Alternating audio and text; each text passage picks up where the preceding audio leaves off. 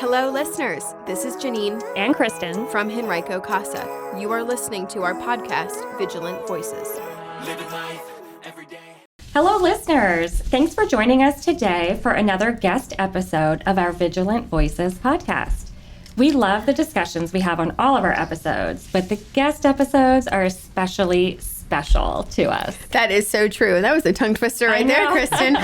But there are so many people doing such great work in our community, and these are people that we consider to be fellow vigilant voices. Right. And together we want to know more about the challenges facing children and families to ensure no child continues to face abuse, neglect, or trauma. Yes, and we're excited to introduce you to today's guest, who is one of these vigilant voices. She has dedicated her career to strengthening communities, making them better places to live, work, and play.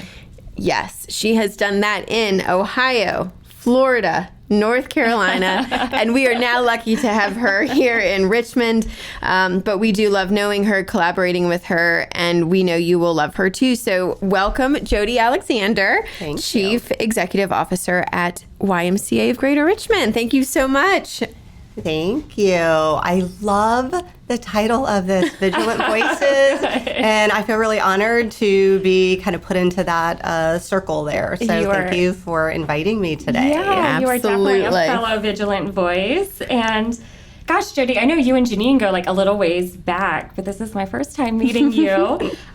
We would love for you to just tell me and our listeners a little bit more about yourself and kind of what brought you here to where you are today. Yeah, well, like I said, thank you for inviting me. So yeah, a little story here. I've been with the Y. I'm like an old lady of the Y. I've been with the Y for a really long time. I've been with the Y 35 years now, and amazing. Congratulations! An incredible organization. Yes. I'm super honored to get to do this. I started, like a lot of people, I learned how to swim at the Y. My parents were actually teenagers when they had me, and they will say constantly they had no idea what they were doing, but they knew they needed a network and they needed to have other, people around us, and so they took us to our YMCA. I could ride my bike to the YMCA. I did swim lessons, which led to swim team. Okay. Yes. And I did that all through my childhood, all through high school and all of that. I'm first generation college. Okay. And I needed a job. Yeah. So I went to the YMCA because why not, Yeah. be a swim team coach after you've been on swim team, right? Why not? Natural. So I was able to do that all through college, and my degree's education. I always thought I was going to be a teacher. Yeah. And I had amazing people in my YMCA world that said, have you ever thought about working for the YMCA as a professional? I'm like, I don't even know what that is. What does that look somebody like? tell me.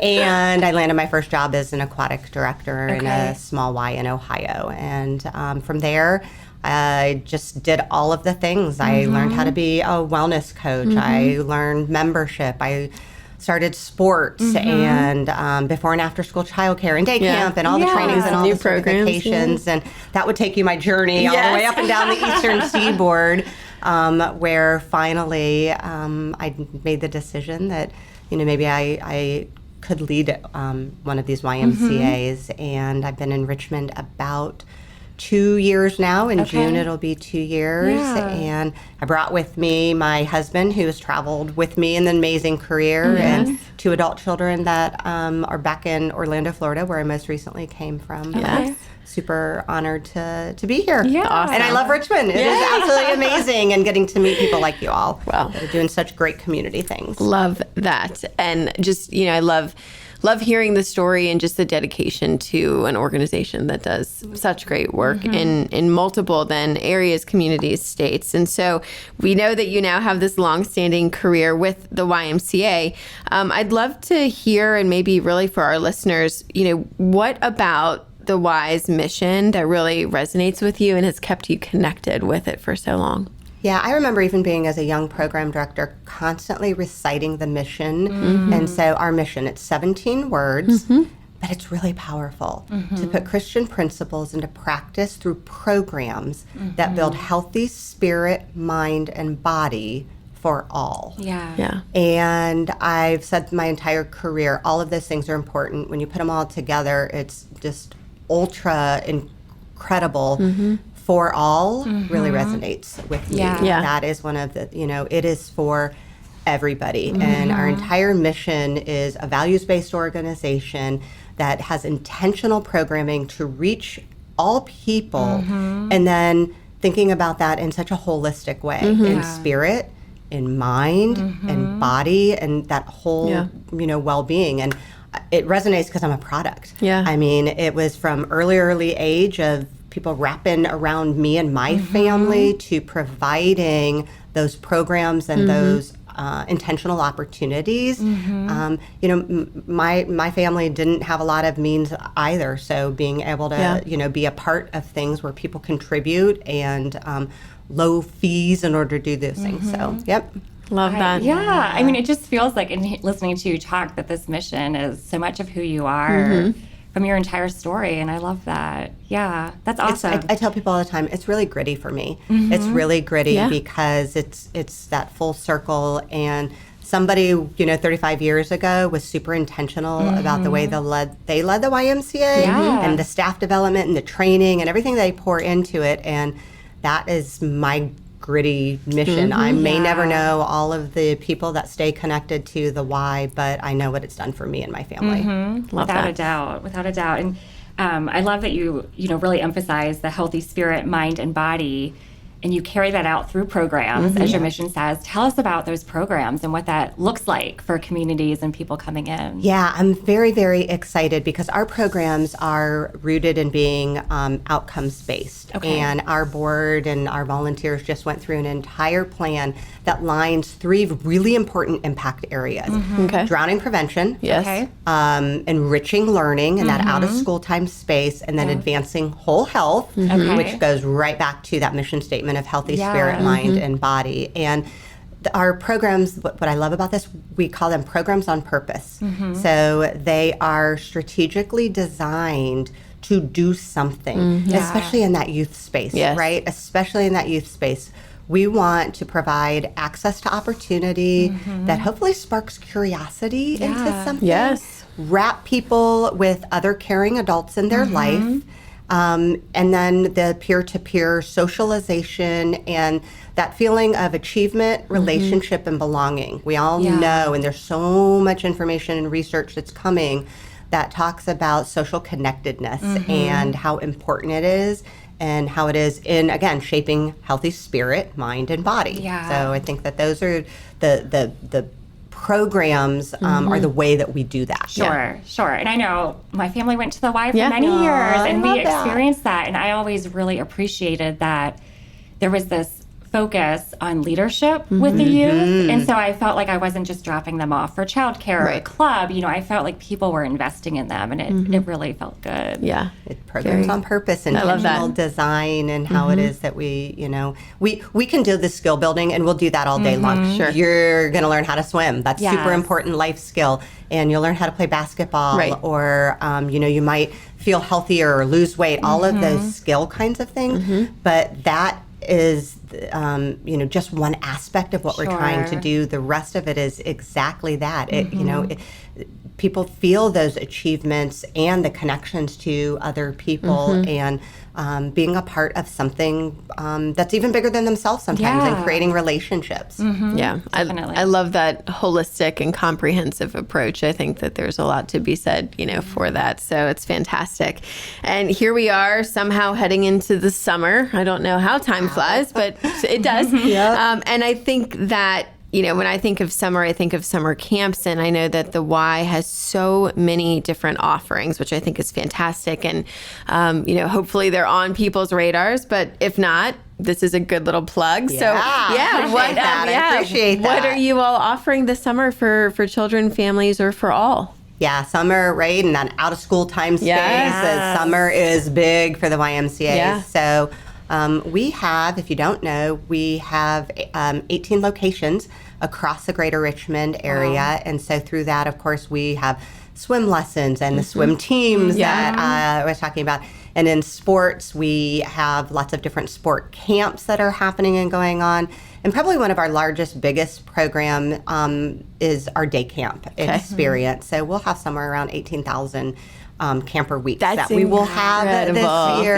And those happen at our locations, and everything from archery to the cabin councils, they call them, and swimming and swim. We teach swim lessons through all of our day camp programs, so kids are safe around water.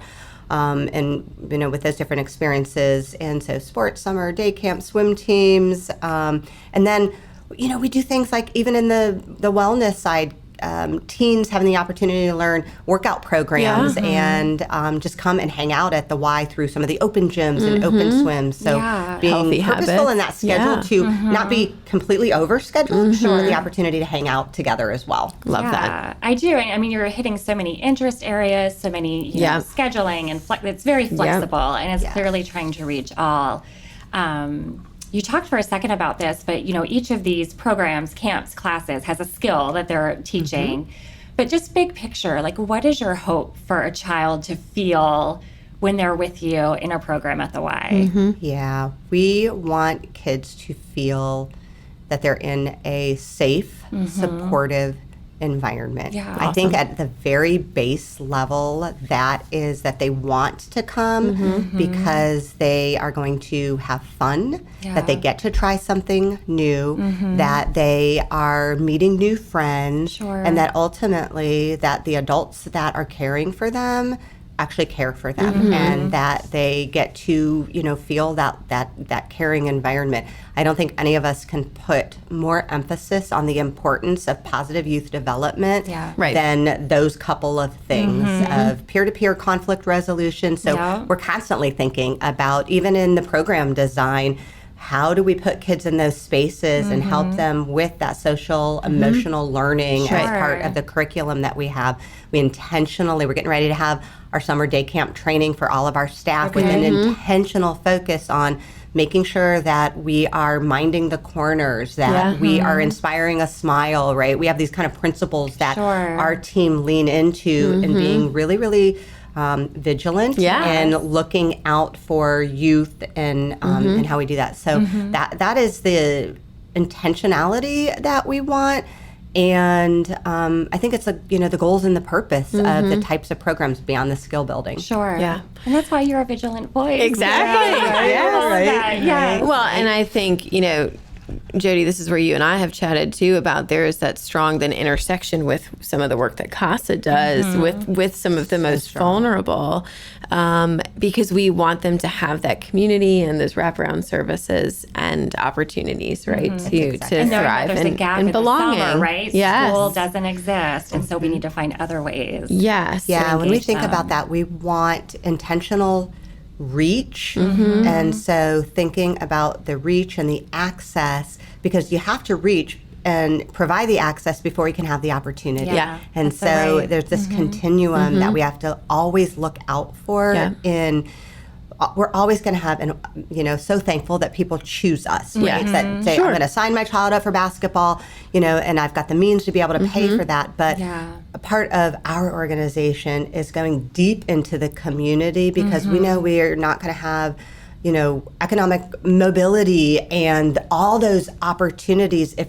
we don't create those opportunities and create the reach, the access, and limit the barriers. Right. So that's where we overlap so much. And, just like you alluded to, I think it's fantastic that, the Y does have programs and financial accessibility, so it allows children and families to participate, right, and have all of this. And so we're grateful for that because we have some of the children that we serve who get to enjoy those experiences. So I love that connection, which I think is fantastic. Definitely.